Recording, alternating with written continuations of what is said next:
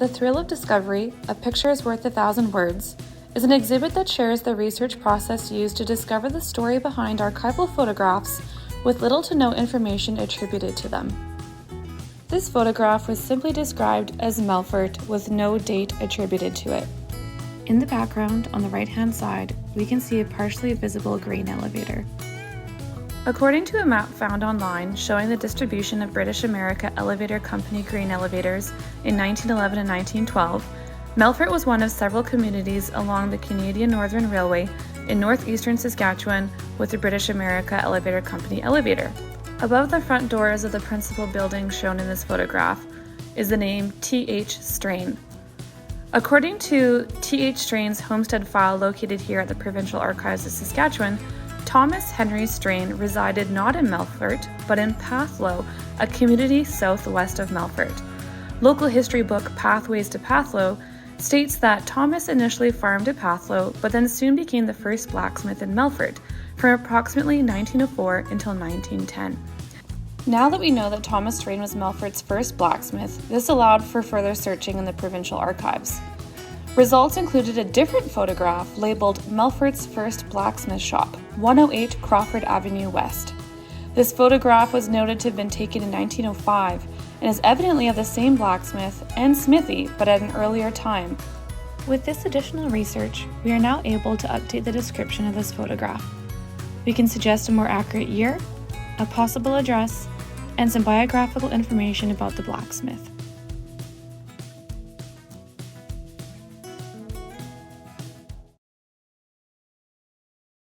Let's continue to explore the thrill of discovery. A picture is worth 1,000 words. In 2012, the Provincial Archives of Saskatchewan received a donation of a series of 3 photographs simply captioned as Berlin.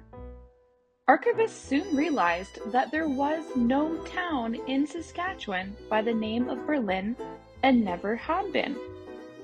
The photographs had belonged to Kyle Simpson. Originally from Ontario, he worked in the Carleton and Nokomis areas of Saskatchewan in the summer of 1905. Kyle liked to travel and see the developing prairies, and, like any tourist, took photos of places he visited. In the bottom left-hand corner, we can see the rail cars are marked as Canadian Northern. In 1905, a newly constructed Canadian Northern Railway line ran from Tamsack on the Manitoba border to Lloydminster on the Alberta border. Using maps from the Provincial Archives of Saskatchewan's extensive cartographic collection, we were able to trace this new CNR line. Ultimately, we found a community called Burling, just west of Maidstone. Captions and annotations are a researcher's best friend, unless they're incorrect or inaccurate. The name Berlin would not have been an unusual choice for a community's name. Many early Canadian communities were named after ones in Europe, and many names were subsequently changed post-war. In this case, however, the captions for these photographs were simply a red herring. Let's continue to explore the thrill of discovery. A picture is worth 1,000 words.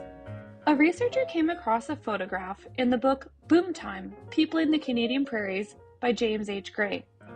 Although the book cited the Provincial Archives of Saskatchewan, it did not include the image's unique reference code. In this specific case, knowledge of fashion history was very useful in locating this photograph. The woman in the center is wearing a dress with a bustle. This was a style of women's dress popular during the late Victorian period in the 1870s and 1880s. However, due to Western Canada's remoteness in the late 1800s, fashion trends tended to change slowly. The bustle may have been worn into the 1890s. Based on this historical context, the photograph was likely taken between 1870 and 1900. The caption in the book notes that these were German settlers. This information, coupled with a time period, allows for a specific search using the Provincial Archives of Saskatchewan's online catalog. The results included a photograph captioned German Picnic with Men Raising Beer Steins, New Home of Mr. Riedel, taken in 1887. Upon retrieval of the photograph, we find that it's the same one. Yay! This situation is another example of encountering a red herring when researching. Boom Time attributed information to the photograph that was misleading. The book's picture credits suggested the photograph may be a part of the Saskatchewan wheat pool fall. This is unlikely given that the wheat pool was founded in 1923.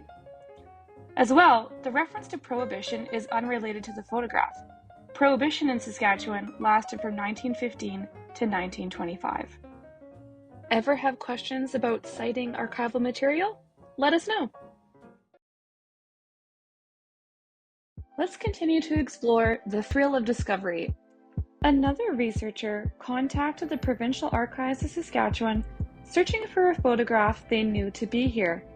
They even had a low-quality copy, but with an incorrect reference code. The photograph does not indicate any specific people or places to use as keywords for a catalog search. However, the photograph's look and feel could imply to an experienced researcher at the Provincial Archives of Saskatchewan that this photograph may have been taken by the Photographic Services Agency of the Government of Saskatchewan.